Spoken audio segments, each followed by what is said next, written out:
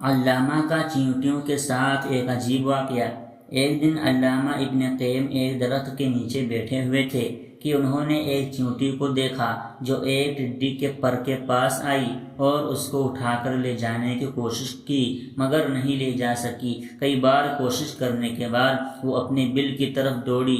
تھوڑی ہی دیر میں وہاں سے چیونٹیوں کی ایک فوج لے کر نمودار ہوئی اور ان کو لے کر اس جگہ آ گئی جہاں پر ملا تھا۔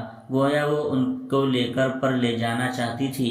چیونٹیوں کے اس جگہ پہنچنے سے پہلے علامہ ابن قیم نے وہ پر اٹھا لیا تو ان سب نے وہاں اس پر کو تلاش کیا مگر نہ ملنے پر سے واپس چلے گئے، مگر ایک چیونٹی وہیں رہی اور ڈھونڈنے لگی جو شاید وہی چیونٹی تھی۔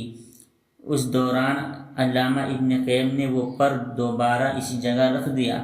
جب اس چیونٹی کو دوبارہ وہی پر ملا تو وہ ایک بار پھر دوڑ کر اپنے بل میں چلی گئی اور پہلے کے مقابلے میں کچھ کم چیونٹیوں کو لے کر آئی۔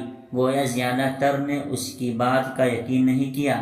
اس بار بھی جب وہ ان کو لے اس جگہ کے قریب پہنچی تو علامہ نے وہ پر پھر اٹھا لیا۔ سب نے اس کو دوبارہ کافی دیر تک تلاش کیا مگر نہ ملنے پر سب واپس چلے گئے اور حسب سابق ایک ہی چیونٹی وہاں اس پر کو تلاش کرتی رہی۔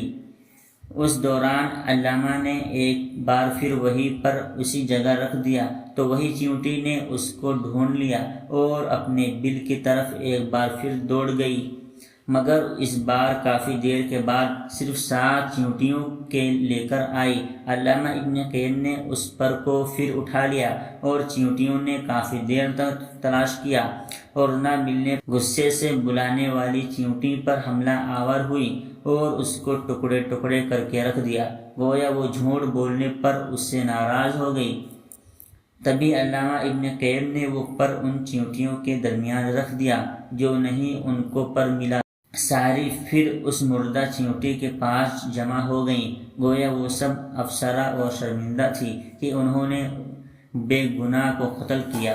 علامہ ابن قیم کہتے ہیں کہ یہ سب دیکھ کر مجھے بہت افسوس ہوا اور میں نے جا کر یہ واقعہ علامہ ابن تیمیہ رحمۃ اللہ علیہ کو بتایا۔ انہوں نے کہا اللہ تجھے معاف کرے، ایسا کیوں کیا؟ دوبارہ کبھی ایسا مت کرنا۔ سبحان اللہ، جھوٹ سے نفرت فطرت کا حصہ ہے۔ کیڑے مکوڑے بھی جھوٹ سے نفرت کرتے ہیں اور قوم سے جھوٹ بولنے پر سزائے موت دیتے ہیں۔